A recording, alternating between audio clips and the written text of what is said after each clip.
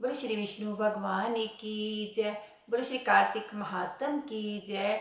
नमस्कार सभी को। आज कार्तिक मास कथा का मैं 7वां अध्याय आपको सुनाने जा रही हूँ।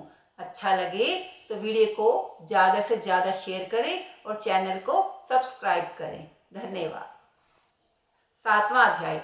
नारद जी बोले, हे राजन, कार्तिक मास में व्रत करने वालों के नियम सुनिए। यह मैं आपको संक्षेप में बतलाता हूँ। जो मनुष्य कार्तिक मास का व्रत करता हो वह सभी तरह के आमिष, मांस, उड़द, राई, खटाई तथा मादक वस्तुओं का प्रयोग ना करे। यह व्रत करने वाले दूसरों का अन्न ग्रहण ना करे, किसी से द्वेष ना करें तथा तीर्थ के अतिरिक्त अन्य कोई यात्रा ना करें।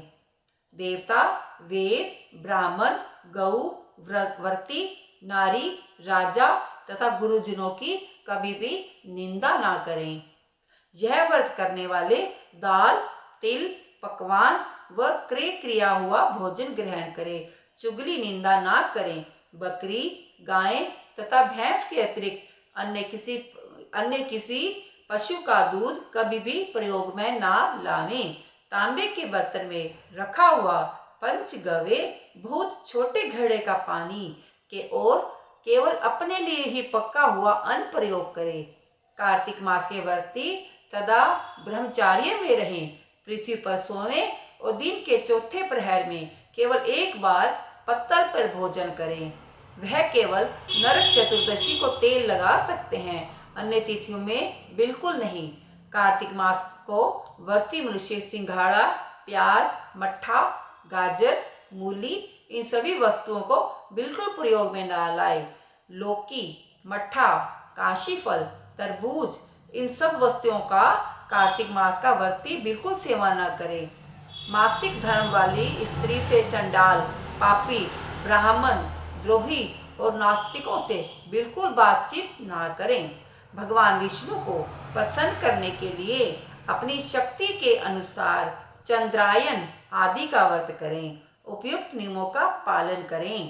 कार्तिक का व्रत करने वाला मनुष्य प्रतिपदा को कुम्हड़ा, द्वितीया को कलहड़, तृतीया को तरुणी स्त्री, चतुर्थी को मूली, पंचमी को बेल, षष्ठी को तरबूज, सप्तमी को आंवला, अष्टमी को नारियल, नवमी को मूली, दशमी को लौकी, एकादशी को परवल, द्वादशी को बेर, त्रयोदशी को मट्ठा, चतुर्दशी को गाजर तथा पूर्णिमा को शाक या वस्तुएं प्रयोग ना करें। आमल का प्रयोग रविवार को ना करें। व्रती यदि इन शाकों में कोई शाक सेवन करना चाहे तो पहले ब्राह्मण को देकर खाए। यही विधान माघ मास के व्रत के लिए भी है। देव उठनी एकादशी में पूर्वोक्त विधि के अनुसार नृत्य, जागरण, गायन वादन आदि करें। इसको विधिवत करने वाले मनुष्य को देखकर यम के दूत इस प्रकार भाग जाते हैं जैसे सिंह की गर्जना से हाथी भाग जाता है। यह कार्तिक मास का व्रत सभी व्रतों में श्रेष्ठ है। इसके अतिरिक्त जितने भी व्रत यज्ञ हैं वह 1000 की संख्या में किए जाने पर इनकी तुलना नहीं कर सकते, क्योंकि यज्ञ करने वाले मनुष्य तो केवल स्वर्ग में ही जाते हैं, किंतु कार्तिक मास में व्रत करने वाला प्राणी सीधा बैंकुट को जाता है। जिस प्रकार राजा की रक्षा उसके अंगरक्षक करते हैं, उसी तरह कार्तिक मास का व्रत करने वाले की रक्षा भगवान विष्णु की आज्ञा से इंद्र आदि देवता करते हैं। कार्तिक मास का व्रत करने वाला मनुष्य जहाँ कहीं भी रहता है वहीं पर उसकी पूजा होती है, उसका यश होता है। उस स्थान पर जहाँ की वह रहता है भूत, पिशाच आदि कोई भी नहीं रहने पाते। मनुष्य के पुण्यों को वर्णन श्री ब्रह्मा जी भी नहीं कर सकते। यह व्रत संपूर्ण पापों का नाश करने वाला, पुत्र, पौत्र और धन धान्य को बढ़ाने वाला है। बोले श्री विष्णु भगवान की जय। यह 7वां अध्याय समाप्त हुआ।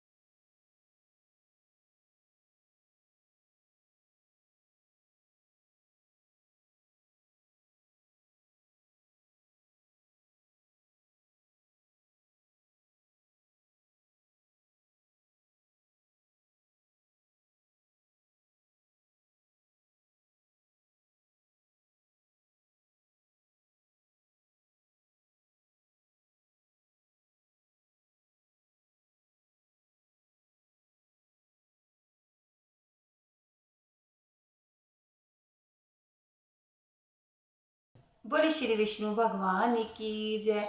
बोले श्री कार्तिक महात्म की जय। नमस्कार सभी को। आज कार्तिक मास कथा का छठा अध्याय आपको सुनाने जा रही हूँ। आपको अच्छा लगे तो वीडियो को शेयर करें और चैनल को ज़्यादा से ज़्यादा सब्सक्राइब करें। छठा अध्याय। नारद जी ने कहा, जब 2 घड़ी रात शेष रह जाए तब तिल, कुश, अक्षत, चंदन आदि लेकर शुद्ध होकर जलाशय पर जाएं। नहर की अपेक्षा नदी में स्नान करने से 10 गुना फल मिलता है और नदी की अपेक्षा संगम में स्नान करने से ज़्यादा फल मिलता है और तीर्थ पर स्नान करने से इन सबसे 2 गुना फल मिलता है। स्नान से पहले भगवान का ध्यान करके स्नानार्थ संकल्प करें, फिर तीर्थ में उपस्थित देवताओं को एवं आचमनीय आदि देवे मंत्र वगैरह देवें। हे कमलनाथ, आपको नमस्कार है। हे जलशाही भगवान, आपको नमस्कार है। हे ऋषिकेश, आपको मेरा प्रणाम है। मेरे दिए हुए अर्घ को आप ग्रहण करें। बैंकुट, प्रयाग तथा बद्रिकाश्रम जहाँ कहीं भगवान विष्णु हो वहाँ उन्हें 3 प्रकार से अपना पैर रखा था। वहाँ पर ऋषि, वेद, यज्ञों के सहित समस्त देवता मेरी रक्षा करते रहें। ये जनार्दन, हे दामोदर, हे देवेश, आपको प्रसन्न करने के लिए मैं कार्तिक पक्ष में विधिवत प्रातः स्नान कर रही हूँ। आपकी कृपा से मेरे सभी पाप नष्ट हो जाएं। हे हरे, कार्तिक मास में व्रत तथा विधि पूर्वक स्नान करने वाला मैं आपको अर्घ देती हूँ। आप राधिका सहित ग्रहण करें। हे कृष्ण, हे प्रबल राक्षसों का नाश करने वाले भगवान, हे पापनाशक, कार्तिक मास में नित्य प्रति दिए हुए मेरे इस अर्घ को स्वीकार कीजिए और कार्तिक स्नान का व्रत करने वाला फल मुझे प्राप्त हो। विष्णु, शंकर तथा सूर्य का ध्यान करके जल में प्रवेश करें और नाभि पर्यंत जल में खड़े होकर विधि पूर्वक स्नान करें। गृहस्थी तिल और आंवले का चूर्ण लगाकर, विधवा स्त्री व जति तुलसी की जड़ की मिट्टी लगाकर स्नान करें। सप्तमी, अमावस्या, नवमी, त्रयोदशी, द्वितीया, दशमी आदि तिथियों को आंवला तथा तिल से स्नान नहीं करना चाहिए। स्नान करते हुए इन शब्दों को बोलना चाहिए। जिस भक्ति भाव से भगवान ने देवताओं के कार्य के लिए 3 प्रकार के रूप धारण किया था, वही पापनाशक भगवान विष्णु अपनी कृपा से मुझे पवित्र बनाए। विष्णु जी की आज्ञा से कार्तिक करने वाले की सारे इंद्र आदि देवता रक्षा करते हैं, अतः मुझको पवित्र करें। बीजों, रहस्यों तथा यज्ञों सहित वेदों के मंत्र, कश्यप आदि ऋषि, इंद्र देवता मुझे पवित्र करें। गंगा आदि सभी नदियां, संपूर्ण तीर्थ, 7 समुद्र, समस्त जलाशय मुझको पवित्र करें। अदिति आदि सभी नारियां, यक्ष, सिद्ध, सर्प, सब औषधियां, तीनों लोकों के पर्वत मुझे पवित्र करें। इन शब्दों को कहकर स्नान करने के पश्चात व्रती हाथ में पवित्री धारण करके देवता, ऋषि, मनुष्य तथा पितरों का विधिवत तर्पण करते समय जितने भी तिल दर्पण में रहते हैं उनसे वर्ष पर्यंत व्रती के पितृगण स्वर्ग में वास करते हैं। इसके पश्चात व्रत करने वाला जल से निकलकर शुद्ध वस्त्र पहने और प्रातः काल के सब कृत्यों से निवृत्त होकर पूर्ण विष्णु भगवान का पूजन करें। समस्त तीर्थों के सारे देवताओं का स्मरण करके भक्ति पूर्वक सावधान होकर चंदन, फूल, फलों सहित भगवान विष्णु को अर्घ देवें। अर्घ मंत्र का अर्थ यह है, पवित्र कार्तिक मास में मैंने स्नान किया है। हे विष्णु जी, राजा के साथ आप मेरे दिए हुए अर्घ को ग्रहण करें। इसके पश्चात चंदन, फूल, तांबूल आदि से वेद पाठी ब्राह्मणों को श्रद्धापूर्वक पूजन करें और बार बार उनको प्रणाम करें। ब्राह्मणों के दाएं पैर में तीर्थ रहते हैं, मुख में वेद और सारे अंगों में देवता निवास करते हैं। अपने कल्याण की कामना रखने वाले लोग इनका अपमान ना करें और ना ही इनके साथ विरोध करें। एकाग्रचित से भगवान विष्णु की प्यारी तुलसी का पूजन करें, उनकी परिक्रमा करें तथा उनको नमस्कार करें। हे देवी, हे तुलसी, देवताओं ने ही प्राचीन काल में तुम्हारा निर्माण किया है और ऋषियों से तुम्हारा पूजन किया है।